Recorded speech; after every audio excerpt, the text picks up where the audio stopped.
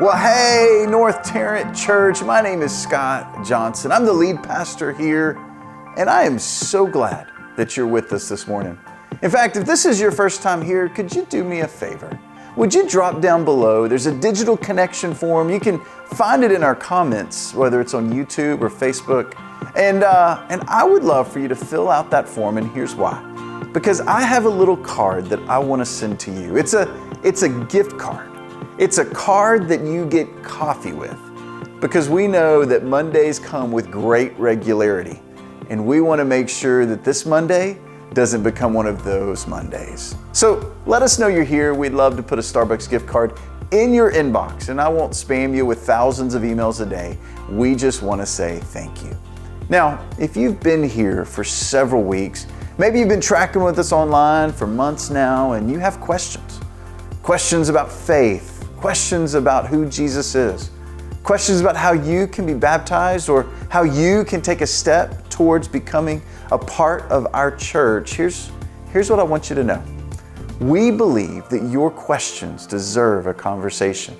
And we would love to have that conversation with you. We'd love to be able to hear what you're thinking about life in general, and be able to talk through the questions that you have. But below you can find a little link that talks about the questions that you have, and we would love to hear from you. Because here's the deal, we know that you have questions when it comes to life in general, and we believe that your questions deserve a conversation. Now, North Tarrant, I hope you have a great Sunday. If through the course of today's service, if you've got to go up and go to the bathroom, the beautiful thing about watching online is you've got a pause button. Go do your thing. If you need to go freshen up your cup of coffee, or if you've got preschoolers that are yelling in the background, feel free to pause, rewind, do whatever you need so you can stay engaged with what's coming up. But hey, regardless of where you're watching, regardless of what's going on behind you, I just want to say thank you. Thank you for engaging with us today.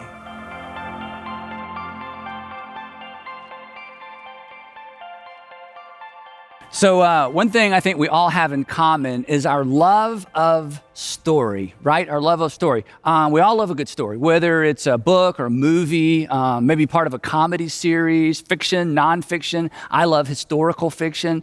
Maybe it's something that happened to a friend. Maybe it's your most embarrassing moment. We all love to hear, and many of us enjoy telling stories. What's not apparent that should be is that each of us is actually creating a story, the story of our lives. It should be apparent because when someone asks you about your past, where you're from, how you met, where you went to school, what do? You dip back into a chapter of your story, the story of your life. Now, if you were like me growing up, you were interested in your parents' stories, right?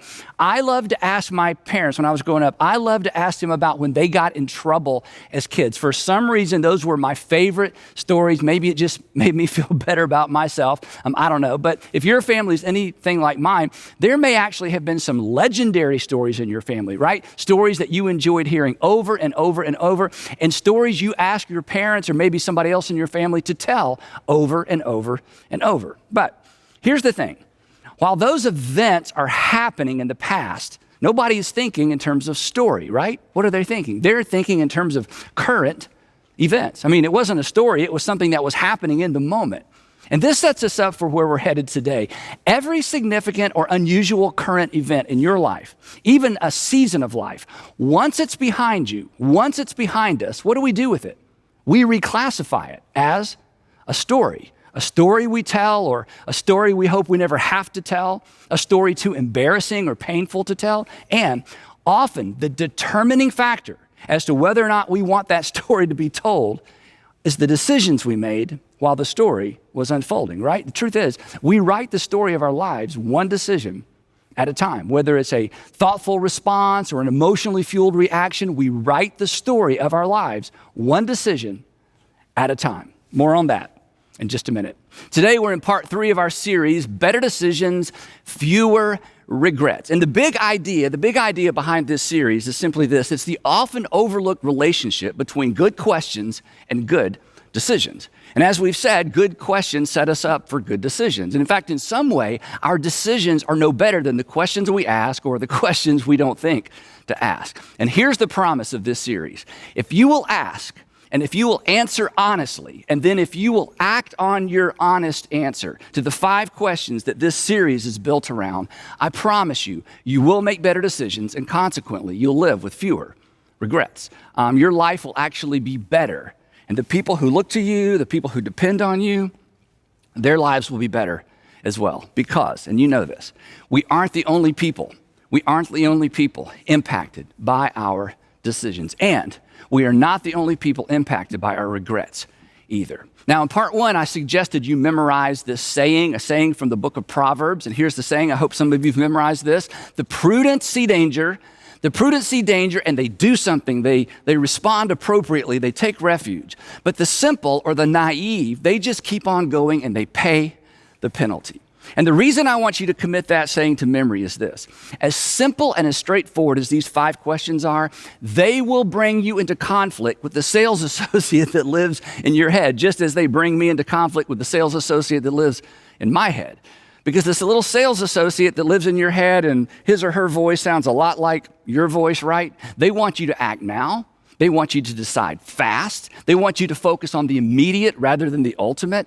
And this verse is a reminder to look beyond the moment and not to look away from the potential danger associated with one of the options you catch yourself selling yourself on. These 5 questions will slow you down, and they will create the perspective you need to see danger coming. This verse will give you the perspective you need to connect the dots between the options you're considering and a future you may prefer or a future you would prefer to avoid. Now, last time we introduced the first of our 5 questions. The first question was the integrity question. And the integrity question is, am I being honest with myself? Am I being honest with myself?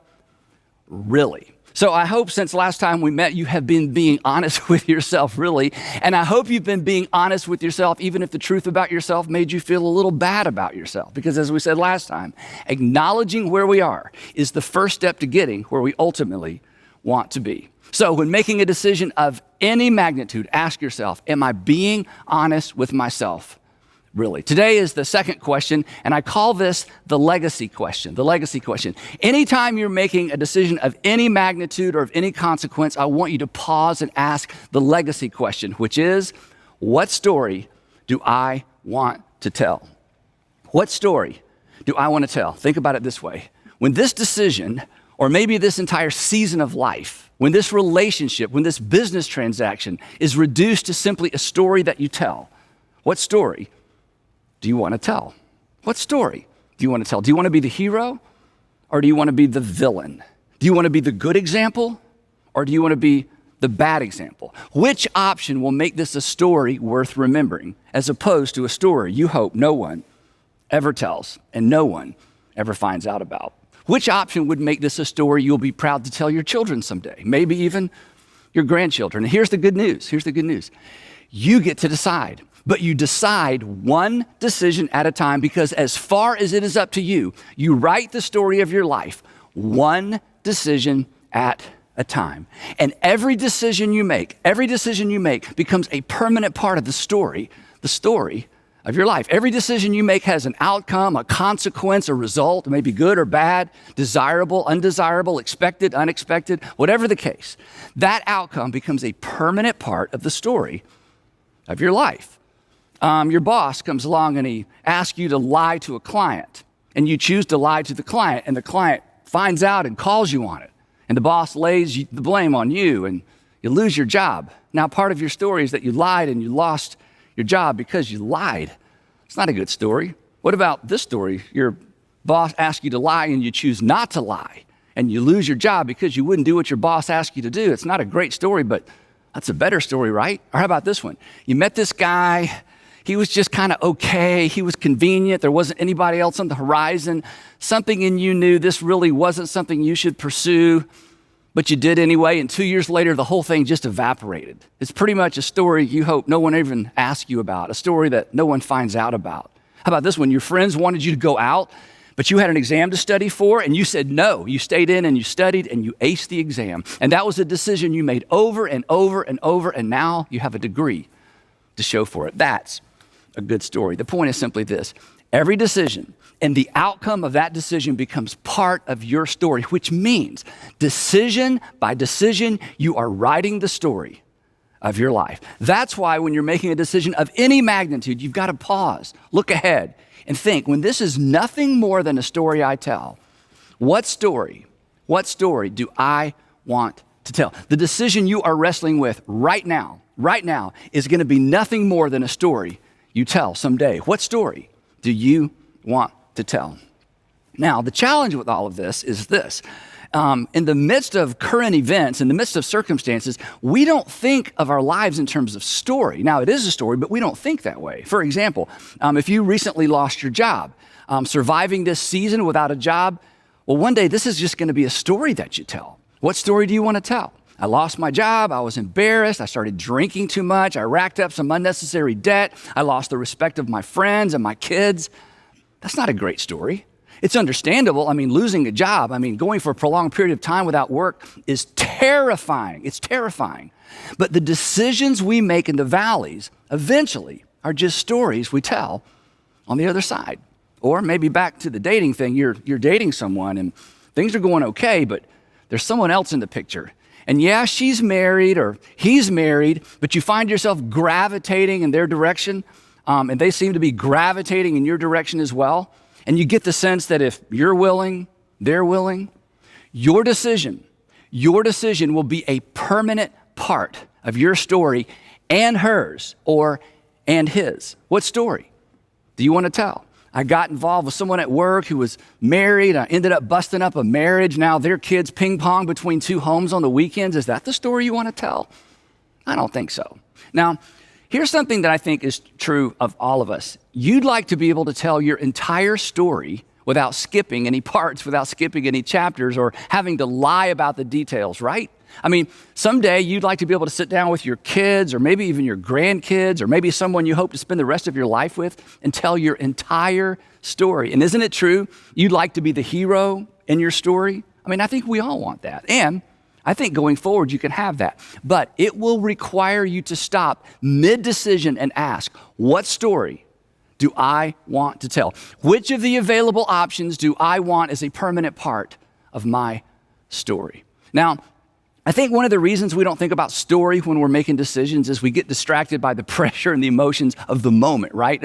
Emotion, when it comes to decision making, emotion is like a fog. It causes us to lose sight of the broader context, which is our story. And you know how this works. You're up against a deadline. You've got to decide. You've got to decide soon. If you won't marry me, I'm leaving. Nobody wants to be left. If you don't make your quota, you're fired. Nobody wants to be fired. When you're forced to make a decision under pressure, it is hard to think about tomorrow, much less your story, right? Because you've got to get through today. So whether it's love or fear or jealousy, the emotions associated with the decision-making process, they always complicate the process by focusing our attention on the immediate rather than the ultimate. And consequently, we're left thinking in terms of options, not our story. And the challenge is, and you know this, there are no emotionally neutral decision-making environments, right? When it comes to big decisions, it is almost impossible to be objective because of the way we feel, because of our emotions. This is why your worst decision, and I know we've never met, so I'm taking a gamble here, but my guess is your worst decision was fueled by something with strong emotional appeal, right? Maybe a first marriage that was pretty much doomed from the start. That purchase, that lease, it was so appealing you bought it. It was so appealing you ate it, you smoked it. It was so appealing you dated it and you moved in with it, right? And if you're in retail sales, you know exactly how this works. You know about the worst thing that you can let a potential customer do is leave the store or leave the showroom without making the sale. Why? Well, you know why. Because once they walk out, what happens? The emotional appeal of your product begins to subside, and they're far less likely to make the purchase. We've all experienced that. Now, psychologists actually have a name for this dynamic. It explains why once our appetites are engaged in the decision-making process, we well, to some degree, we kind of lose our minds. This cognitive bias has been labeled focalism, because the victims, and we've all been a victim of this, the victims hyper-focus on the one thing to the neglect of pretty much everything else. If you've ever been in love, and I hope you have, if you've ever been in love, you were a victim, or maybe you are currently a victim of focalism. It's wonderful. All you can see is him. All you can see is her. The point being this: in emotionally charged decision-making environments, whenever there is an emotionally charged decision-making environment, we think in terms of our options, not our stories. So here's a tip. When confronted with anything or anybody with strong emotional appeal, press pause, not play, because strong emotional appeal should trigger a red flag, not necessarily a green light. Instead of leaning in, we should step back. Not because, and this is important, not because he's not the one, he may be the one. Not because it's not a great investment opportunity, it may be a great investment opportunity. Not because it's not the perfect job, it may be the perfect job.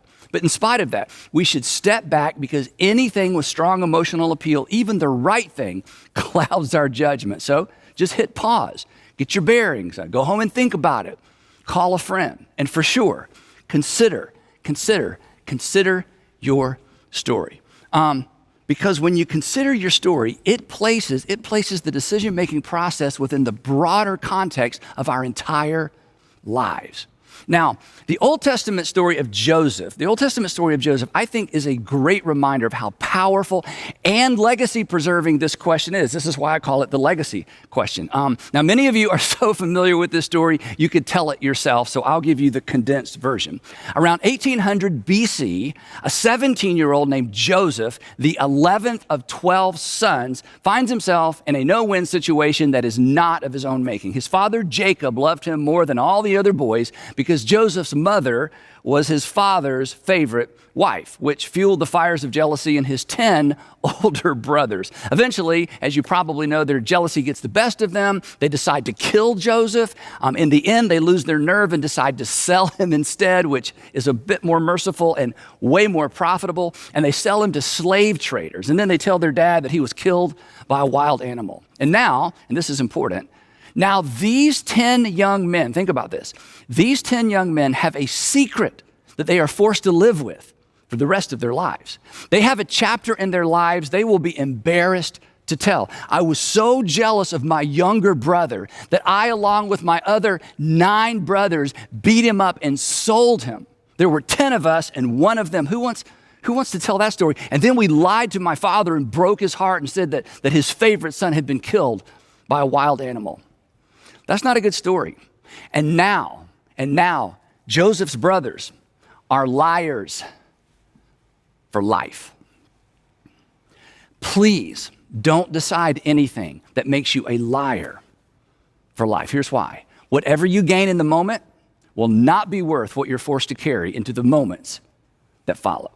Back to Joseph. So Joseph ends up on the auction block in Egypt, where he's purchased by a military officer named Potiphar. And now Joseph has a decision to make. Do I run? Do I do what most slaves do, as little as possible with as bad an attitude as I can get by with? Or do I throw myself into this whole slave thing with everything I've got? Interesting dilemma for a rich kid who grew up as his father's favorite son. And here's what makes this story so relatable for many of us. None of this is his fault. Somebody else took control of his story. His story, like parts of your story, were hijacked, commandeered by evil people, selfish people. So why try? Why care? That's always the temptation when someone else decides our story in a bad direction. But somehow, in some way, Joseph overcomes the negative inertia, the temptation to just throw up his hands and give up. He refuses to throw up his hands and let fate have its way. Instead, he decides to serve Potiphar's household as if it were his own. And eventually Potiphar notices and he gives Joseph even more responsibility, and he ends up in charge of Potiphar's entire household. If you think about it, that's kind of a story worth telling, right? I was kidnapped once, I was sold twice, I was a victim, but I decided not to live like a victim. That was the story that Joseph decided. That was the story that Joseph was writing. But then the music changed, right? If you know this story, you know that his story intersected with somebody else's story, Potiphar's wife. And he finds himself once again, through no fault of his own, in a no-win situation because Potiphar's wife insists that he become her lover, probably one of many lovers. And Joseph has two options, neither of which would lead to a good outcome. And it's important to understand, in this culture, this was not primarily a moral issue. This was a life or death issue, more like death or death, because either way he decided he could lose his life. And just to point it out, he's about 19 or maybe 20 years old when this part of his story unfolds. And once again, he opts for the better story. And it's at this juncture in his story, and it's one of the reasons I wanted to rehearse this story with you, even though it's so familiar. It's at this juncture in Joseph's story that he employs a powerful, powerful technique, something we should all employ. Here's what he does. Joseph actually rehearses his story out loud as the context for his response to Potiphar's wife. This is how we know he made his decision within the context of his life story. So what I'm going to do is I'm going to kind of paraphrase the first part of his response, and then I'll read the second part straight from the text. Essentially, here's what he said. Mrs. Potiphar, I came to this land as a slave. I had no rights and no future. Your husband purchased me, and I did my best to serve him and you. And through my hard work and my diligence and through God's help, I've gained the trust of your husband. He's put me in charge of the entire household. In other words, my story is getting better all the time. And then he says this, and I quote, with me in charge of the household, he told her, my master does not concern himself with anything in the house. Everything he owned, he has entrusted to my care. No one is greater in this house than I am. My master has withheld nothing from me except you, because you are his wife. Implication, that's your story. Mrs. Potiphar, you really need to think this through. Do you really want an affair with a Hebrew slave as part of your story? And then Joseph steps back into the broadest context of all. In light of all that's happened, in light of your husband's confidence in me, in light of God's mercy to me, he asked this question. How then, in light of all that, in light of the way my story is going, how then could I do such a wicked thing and sin against God? Why would I want to add adultery to what's turning out to be a pretty good story with an ending I never dreamed possible? In other words, which of these stories, Mrs. Potiphar, do I want to tell? I only have two options. Story number one, your husband gave me an opportunity I never dreamed would come my way. I was faithful to him and to God who's been watching over and looking out for me. That's a good story. Or story number two, your husband gave me an opportunity I never dreamed would come my way, so I took advantage of his trust and had an affair with his wife. Which story do I want to tell? Which story do you want to tell? When the decision you are in the middle of making right now is nothing more than a story you tell, what story do you want to tell? Now, as you probably know, Joseph decided the better of those two stories. He did the right thing, but the right thing did not turn out for Joseph. Potiphar's wife accuses him of trying to rape her, and Joseph ends up in Pharaoh's dungeon. But Joseph's story wasn't over. And your story isn't over either. Now, it's true when we find ourselves in a long, difficult season and a long, difficult chapter of our story, it feels like this chapter is the entire story. But it doesn't have to be. Oftentimes, it's our responses, our decisions in those difficult chapters that make all the difference, between a story that ends bad and a story that ends well. Now, if you're familiar with Joseph's story, you know that while he was in prison, Joseph does the same thing he did in the dungeon as he did in Potiphar's household. He decides well, and over time, he wins the favor of the prison warden. Now, nobody's life ambition is to win the favor of a prison warden, but you know what? He just decided to do what he could do with what he had to work with, and before long, he's pretty much running the place. Several years later, and don't let that go by too quickly, several years later, He finds himself being ushered into Pharaoh's presence to interpret a dream because Pharaoh had a dream that he believed had significance for the nation of Egypt. And none of his magicians could interpret the dream. And then, in another surprising twist in Joseph's story, Joseph assures Pharaoh that he can't interpret the dream either. And I think there was a gasp in the throne room when he said that. And then he looks at Pharaoh and says, but God is in the Hebrew God, which is a dangerous thing to say to someone who considers himself a God. God, who the Hebrew God, can interpret the dream for Pharaoh. Fortunately, that day, Pharaoh was more curious than furious, and he lets Joseph proceed with dream interpretation. So according to Joseph, and according to the dream as he understood it, Egypt would experience 7 years of record-breaking grain harvest. Essentially, the Egyptians would be swimming in grain. And here's why that was a big deal. Bread was a staple for ancient people, all ancient people. So grain was the primary source for basically what constituted the dominant portion of the standard diet, which means if there's no grain, people literally starve. So this was great news. But that was just half of the dream.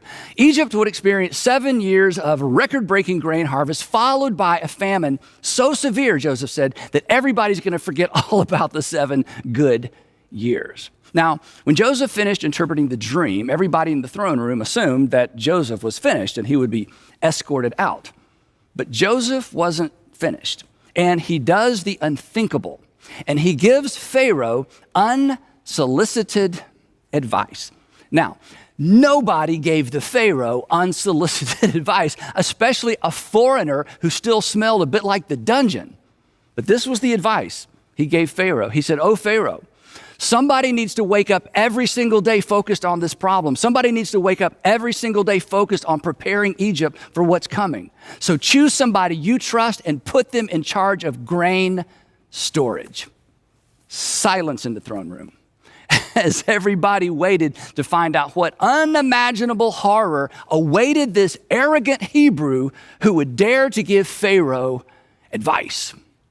But Pharaoh smiles, and he says to the people standing around, "Can we find anyone like this man, one in whom is the Spirit of God?" And then Pharaoh said to Joseph, "Since God, Joseph's God, since God has made all this known to you, there is no one so discerning and wise as you."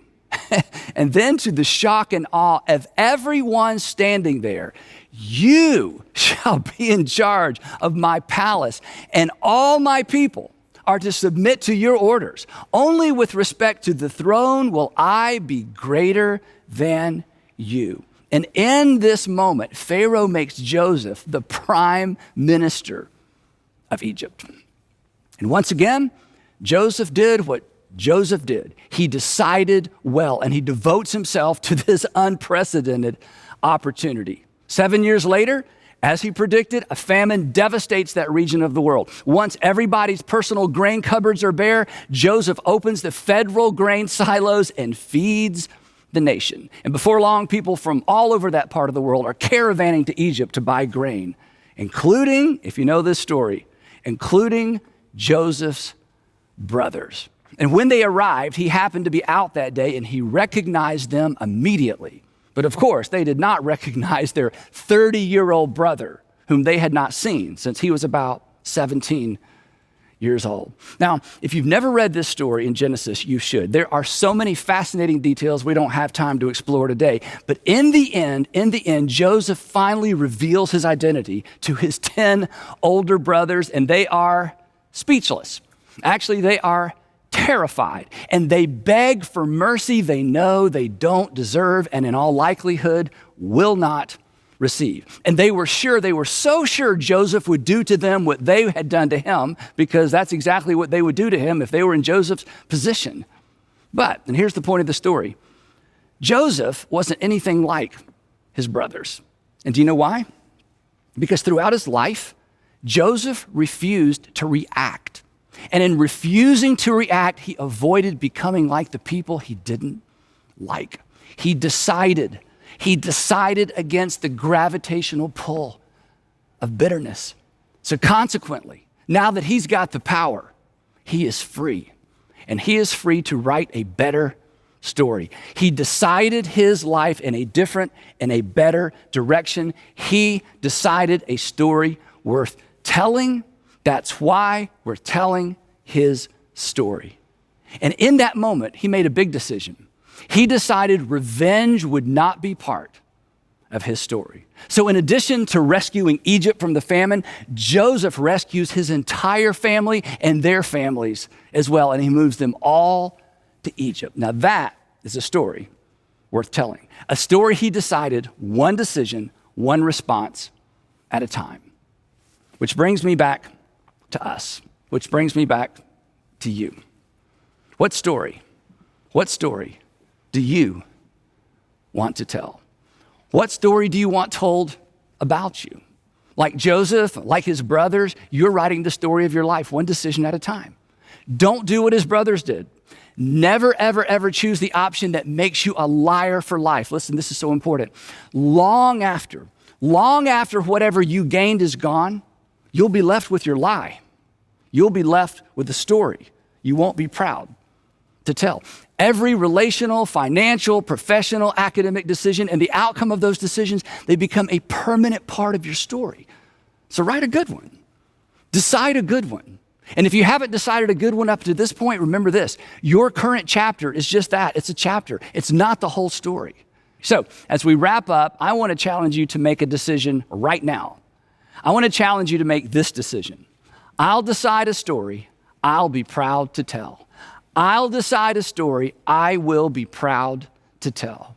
Every time you're faced with a decision of any magnitude, ask, when this is nothing more than a story I tell, what story do I want to tell? And then decide accordingly, because you write the story of your life one decision at a time. Write a good one. We'll pick it up right there next time when we look at our third question, the conscience question. But as you might expect, before you go, we have 3 questions for you right now to get the conversation going or to keep the conversation going. The first question is simply this. Can you identify a decision in the past? Think about this. Can you identify a decision in the past that served as the beginning of a new and better chapter in the story of your life? In other words, was there a decision that was like a hinge point for you? Things weren't going so well, and then you made a decision that launched you in a different direction. And maybe share that with the people you're watching with. Number 2, what was the catalyst for those decisions? Either a decision that sent you in a good direction or a bad direction. And number 3, do you know anyone whose story, through no fault of their own, set them up to write a story characterized by bitterness and resentment, but somehow they decided their story in a healthy direction? Again, your life is not just random disconnected events, not even current events. Your life is a story. It never feels that way in the moment, but it is. So I hope you'll write a good one. And the people closest to you, they hope so as well. Let's pray. Heavenly Father, thank you for inviting us into your story, the broadest context for all of our individual stories. So give us eyes to see, give us ears to hear, and then give us the courage to pause and to think beyond the immediate to the ultimate. Give us eyes to see and ears to hear what you have for us and our futures. And we pray all of this in the matchless name of Jesus. Amen. Let's sing this out. Who am I that the highest King would welcome me? I was lost, but he brought me in. Oh, his love for me. Oh, his love for me. Who the sun sets free, oh, is free. Child of God, yes I am. Free at last he has ransomed me, his grace runs deep. While I was a slave to sin, Jesus died for me. Yes, he died. Sets free, oh, it's free indeed.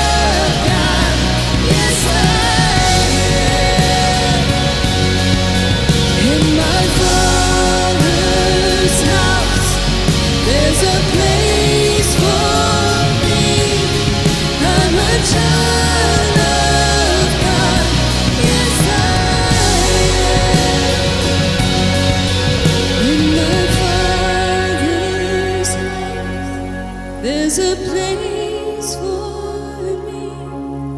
I'm a child of God. Yes, I